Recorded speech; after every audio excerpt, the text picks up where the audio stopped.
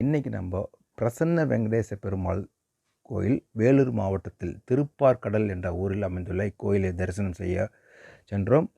குறிப்பாக அன்று நாங்கள் சென்ற நேரம் திருவோண நட்சத்திரத்தில் பிறந்திருக்கும் அனைவருக்கும் இங்கு சிறப்பு அர்ச்சனையும் அது சாமிக்கு அபிஷேகமும் நடக்கிறது.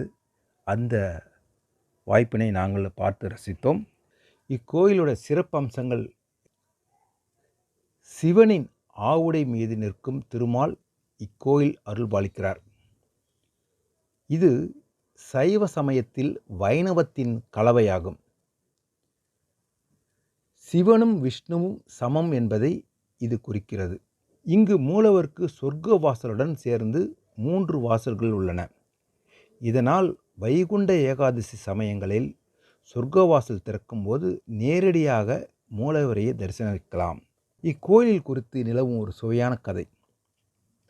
காஞ்சிக்கு வந்த மகரிஷிக்கு திருமால் தான் விருப்பமான தெய்வம். அந்த நகரத்தில் உள்ள பல்வேறு பெருமாள் கோயில்களில் உள்ள தெய்வ திருமேனியையும் தரிசித்தார். அருகில் உள்ள திருப்பார்கடல் என்ற ஊரில் அற்புதமான ஆலயம் உள்ளதாக ஒருவர் கூறியதை கேட்டு திருப்பார்கடலுக்கு இந்த மகரிஷி கிளம்பினார். திருப்பார்கடல் குறித்து அவருக்கு தகவல் கூறியதற்கு அவர் திருமால் கோயிலுக்கு மட்டுமே செல்வார் என்பது தெரியாது.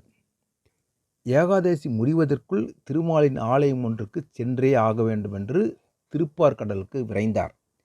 திருப்பார்கடல் ஊரில் உள்ள கோயில் கோபுர வாயிலுக்கு சென்றார். உள்ளே உள்ள நந்தியின் உருவத்தை கண்டு உடனடியாக அங்கிருந்து வெளியேற முயன்றார். அப்போது அவரை எதிர்கொண்டு ஒரு முதியவர் கோயிலில் நுழையாமல் திரும்புவது குறித்து கேட்டார்.